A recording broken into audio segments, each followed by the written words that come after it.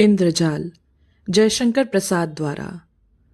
गांव के बाहर एक छोटे से बंजर में कंजरों का दल पड़ा था।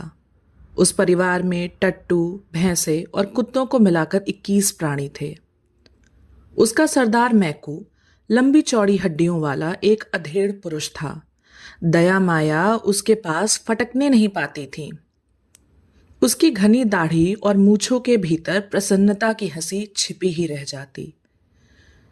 गांव में भीख मांगने के लिए जब कंजरों की स्त्रियां जाती तो उनके लिए मैकू की आज्ञा थी कि कुछ न मिलने पर अपने बच्चों को निर्दयता से गृहस्थ के द्वार पर जो स्त्री ना पटक देगी उसको भयानक दंड मिलेगा।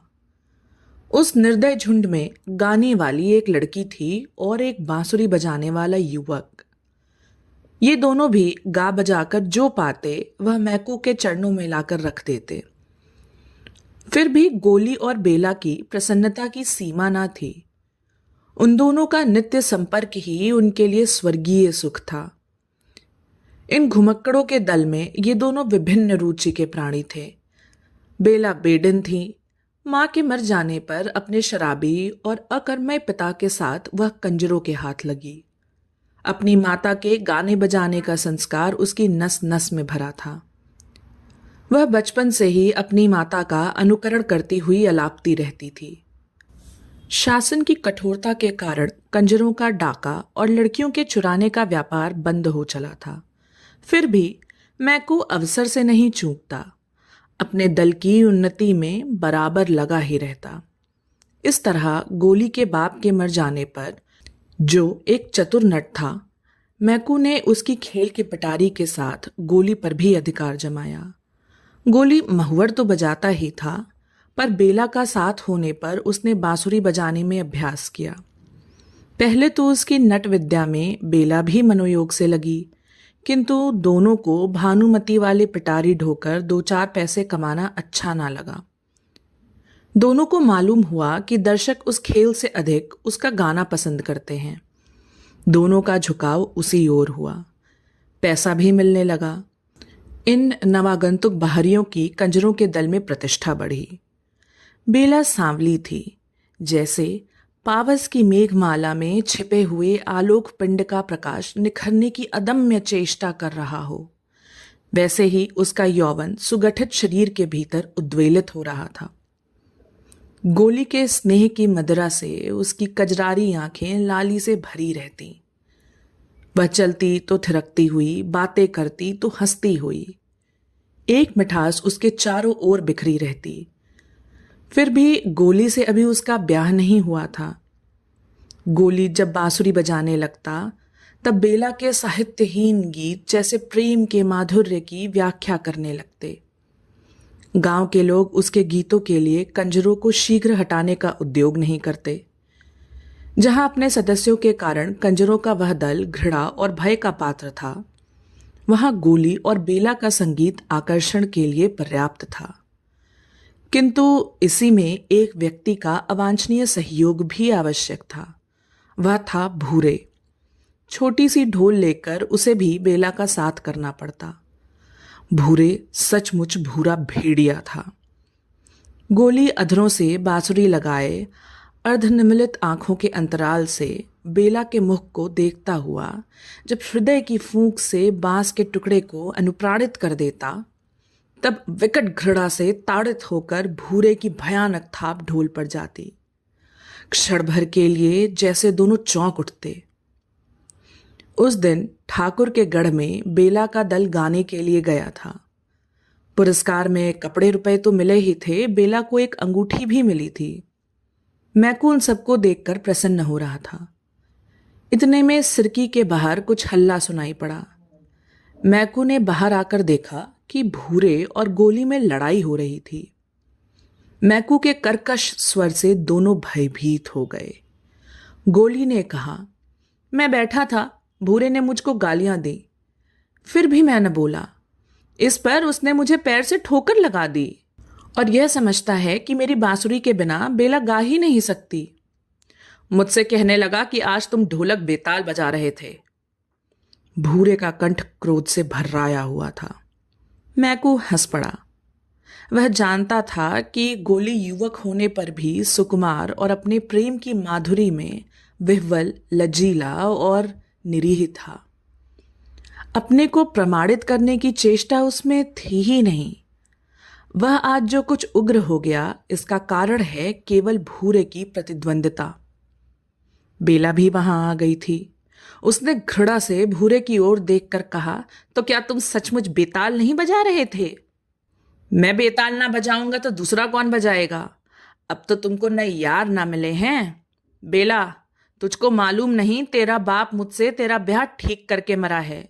इसी बात पर मैंने उसे अपना नेपाली का दोगला टट्टू दे दिया था, जिस पर अब भी तू चढ़कर चलती है। भूरे का मुंह क्रोध के झाग से भर गया था।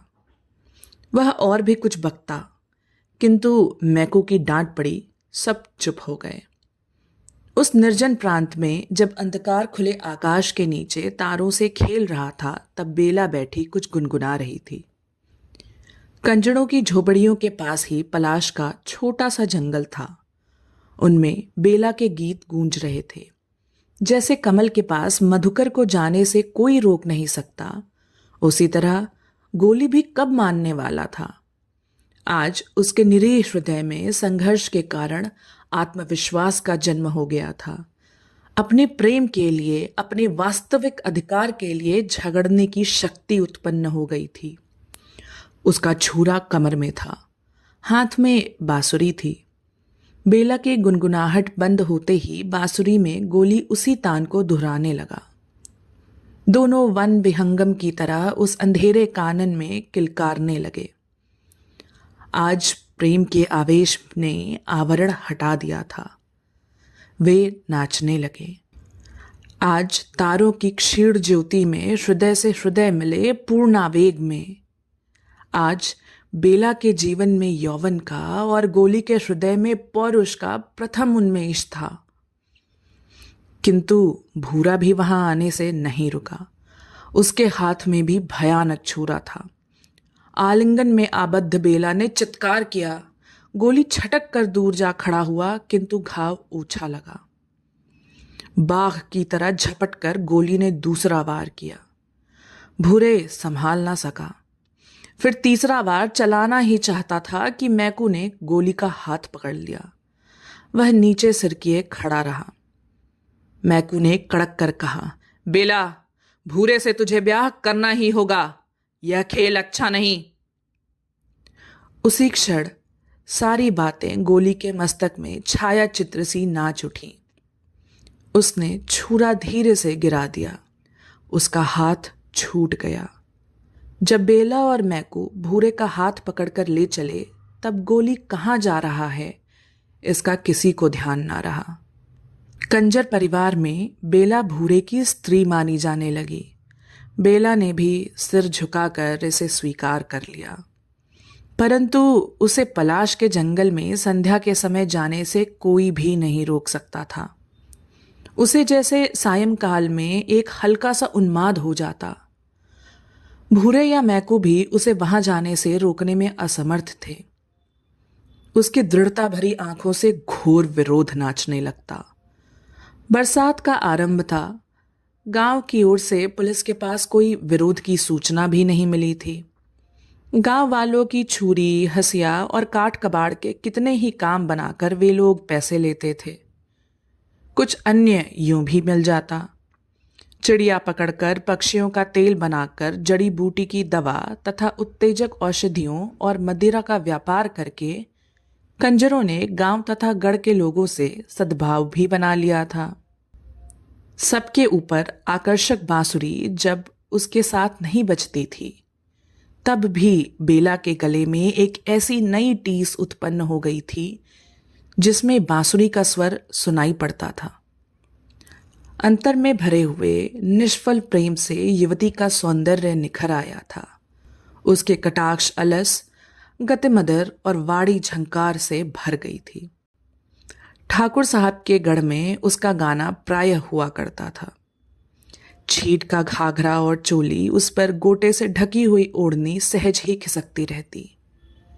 कहना ना होगा कि आधा गांव उसके लिए पागल था। बालक पास से, युवक ठीक ठिकाने से और बूढ़े अपनी मर्यादा आदर्शवादिता की रक्षा करते हुए दूर से उसकी तान सुनने के लिए, एक झलक देखने के लिए घात लगाए रहते।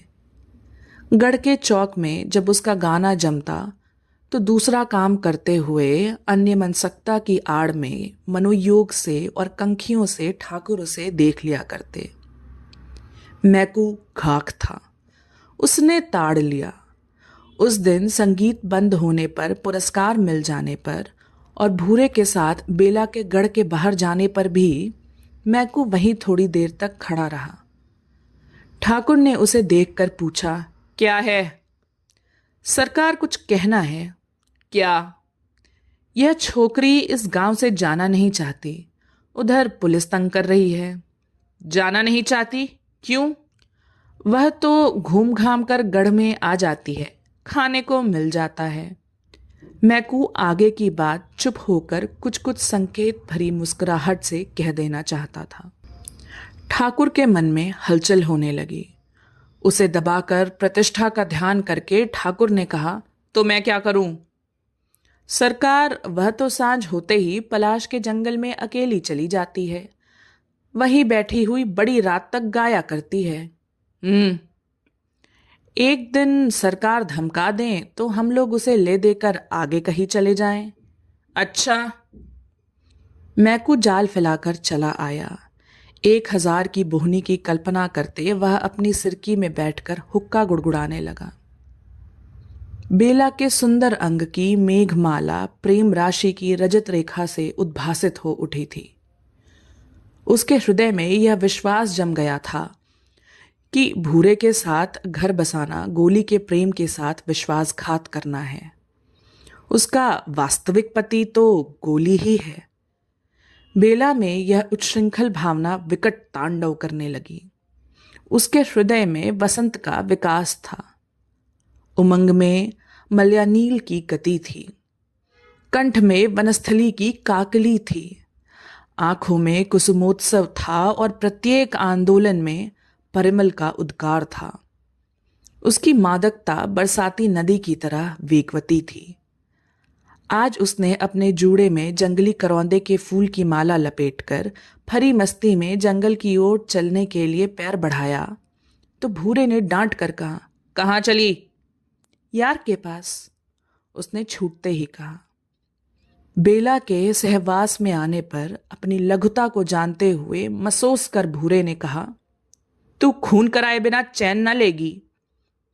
बेला की आंखों में गोली का और उसके परिवर्धमान प्रेमांकुर का चित्र था, जो उसके हट जाने पर विरह जल से हरा भरा हो उठा था। बेला पलाश के जंगल में अपने बिछड़े हुए प्रियतम के उद्देश्य से 2-4 विरह वेदना की तानों की प्रतिध्वनि छोड़ आने का काल्पनिक सुख नहीं छोड़ सकती थी। उस एकांत संध्या में बरसाती झिल्लियों की झंकार से वायुमंडल गूंज रहा था। बेला अपने परिचित पलाश के नीचे बैठकर गाने लगी, चिन्हत नाही बदल गए नैना। ऐसा मालूम होता था कि सचमुच गोली उस अंधकार में अपरिचित की तरह मुंह फिराकर चला जा रहा है। बेला की मनोवेदना को पहचानने की क्षमता उसने खो दी है। बेला का एकांत में विरह निवेदन उसकी भाव प्रवणता को और भी उत्तेजित करता था। पलाश का जंगल उसकी कातर कुहुक से गूंज रहा था। सहसा उस निस्तब्धता को भंग करते हुए घोड़े पर सवार ठाकुर साहब वहां आ पहुंचे। अरे बेला, तू यहां क्या कर रही है? बेला की स्वर लहरी रुक गई थी। उसने देखा ठाकुर साहब, महत्व का संपूर्ण चित्र, कई बार जिसे उसने अपने मन की असंयत कल्पना में दुर्गम शैल श्रृंग समझकर अपने भ्रम पर अपनी हंसी उड़ा चुकी थी। वह सकुच कर खड़ी हो रही, बोली नहीं, मन में सोच रही थी, गोली को छोड़कर भूरे के साथ रहना क्या उचित है? और नहीं तो फिर? ठाकुर ने कहा, तो तुम्हारे साथ कोई नहीं है? कोई जानवर निकल आवे तो? बेला खिलखिलाकर हंस पड़ी। ठाकुर का प्रमाद बढ़ चला था। घोड़े से झुककर उसका कंधा पकड़ते हुए कहा, चलो तुमको पहुंचा दें। उसका शरीर कांप रहा था और ठाकुर आवेश में भर रहे थे। उन्होंने कहा, बेला मेरे यहाँ चलेगी? भूरे मेरा पति है। बेला के इस कथन में भयानक व्यंग था। वह भूरे से छुटकारा पाने के लिए तरस रही थी। उसने धीरे से अपना सिर ठाकुर की जांघ से सटा दिया। एक क्षण के लिए दोनों चुप थे। फिर उसी समय अंधकार में दो मूर्तियों का प्रादुर्भाव हुआ। कठोर कंठ से भूरे ने पुकारा, बेला। ठाकुर सावधान हो गए थे। उनका हाथ बगल की तलवार की मूठ पर जा पड़ा। भूरे ने कहा, जंगल में किस लिए तू आती थी यह मुझे आज मालूम हुआ। चल, तेरा खून पिए बिना ना छोड़ूंगा। ठाकुर के अपराध का आरंभ तो उनके मन में हो ही चुका था। उन्होंने अपने को छिपाने का प्रयत्न छोड़ दिया। कड़क कर बोले, खून करने के पहले अपनी बात भी सोच लो। तुम मुझ पर संदेह करते हो तो यह तुम्हारा भ्रम है। मैं तो। अब मैकू आगे आया। उसने कहा, सरकार, बेला अब कंजरों के दल में नहीं रह सकेगी। तो तुम क्या कहना चाहते हो? ठाकुर साहब अपने में आ रहे थे, फिर भी घटना चक्र से विवश थे। अब यह आपके पास रह सकती है। भूरे इसे लेकर हम लोगों के संग नहीं रह सकता। मैकू पूरा खिलाड़ी था। उसके सामने उस अंधकार में रुपए चमक रहे थे। ठाकुर को अपने अहंकार का आश्रय मिला। थोड़ा सा विवेक जो उस अंधकार में झिलमिला रहा था बुझ गया। उन्होंने कहा, तब तुम क्या चाहते हो? 1000। चलो मेरे साथ। कहकर बेला का हाथ पकड़कर ठाकुर ने घोड़े को आगे बढ़ाया। भूरे कुछ भुनभुना रहा था, पर मैकू ने उसे दूसरी ओर भेजकर ठाकुर का संग पकड़ लिया। बेला रिकाब पकड़े चली जा रही थी। दूसरे दिन कंजरों का दल उस गांव से चला गया। इस घटना को कई साल बीत गए। बेला ठाकुर साहब की एकमात्र प्रेमिका समझी जाती है। अब उसकी प्रतिष्ठा अन्य कुल बधुओं की तरह होने लगी है। नए उपकरणों से उसका घर सजाया गया है। उस्तादों से गाना सीखा है। गढ़ के भीतर ही उसकी छोटी सी साफ सुथरी हवेली है। ठाकुर साहब की उमंग की रातें वहीं कटती हैं। फिर भी ठाकुर कभी कभी प्रत्यक्ष देख पाते कि बेला उनकी नहीं है। वह न जाने कैसे एक भ्रम में पड़ गए। बात निभाने की आ पड़ी। एक दिन एक नट आया। उसने अनेक तरह के खेल दिखलाए। उसके साथ उसकी स्त्री भी थी। वह घूंघट ऊंचा नहीं करती थी। खेल दिखलाकर जब अपनी पिटारी लेकर जाने लगा तो कुछ मनचले लोगों ने पूछा, क्यों जी, तुम्हारी स्त्री कोई खेल नहीं करती क्या? करती तो है सरकार, फिर किसी दिन दिखलाऊंगा, कहकर वह चला गया। किंतु उसकी बांसुरी की धुन बेला के कानों में उन्माद का आह्वान सुना रही थी। पिंजड़े की वन विहंगनी को वसंत की फूली हुई डाली का स्मरण हो आया था। दूसरे दिन गढ़ में भारी जमघट लगा। गोली का खेल जम रहा था। सब लोग उसके हस्त कौशल में मुग्ध थे। सहसा उसने कहा, सरकार, एक बड़ा भारी दैत्य आकाश में आ गया है। मैं उससे लड़ने जाता हूं। मेरी स्त्री की रक्षा आप लोग कीजिएगा। गोली ने एक डोरी निकालकर उसको ऊपर आकाश की ओर फेंका। वह सीधी तन गई। सबके देखते देखते गोली उसी के सहारे आकाश में चढ़कर अदृश्य हो गया। सब लोग मुग्ध होकर भविष्य की प्रतीक्षा कर रहे थे। किसी को यह ध्यान नहीं रहा कि स्त्री अब कहाँ है। गढ़ के फाटक की ओर सबकी दृष्टि फिर गई।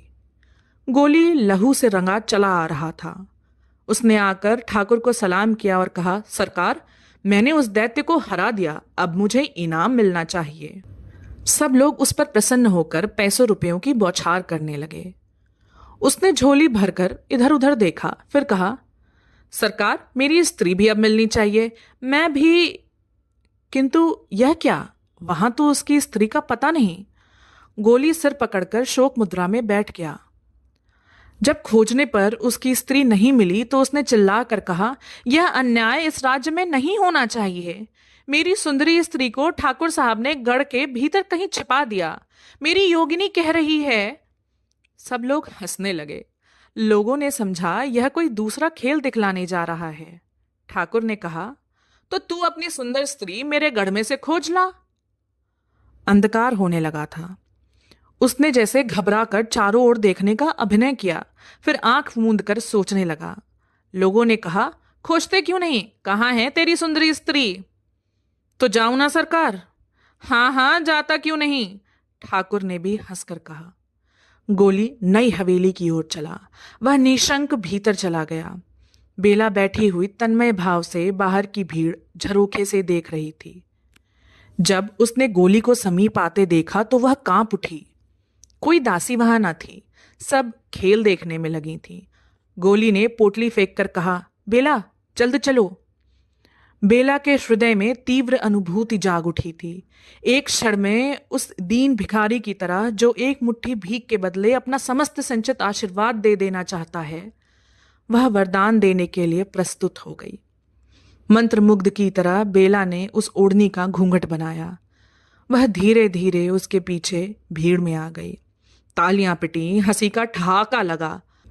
वही घूंघट, ना खुलने वाला घूंघट, सायंकालीन समीर से हिलकर रह जाता था। ठाकुर साहब हंस रहे थे। गोली दोनों हाथों से सलाम कर रहा था। रात हो चली थी। भीड़ के बीच गोली बेला को लिए जब फाटक के बाहर पहुंचा, तब एक लड़के ने आकर कहा, इक्का ठीक है। तीनों सीधे उस पर जाकर बैठ गए। इक्का वेग से चल पड़ा। अभी ठाकुर साहब का दरबार जम रहा था और नट के खेलों की प्रशंसा हो रही थी।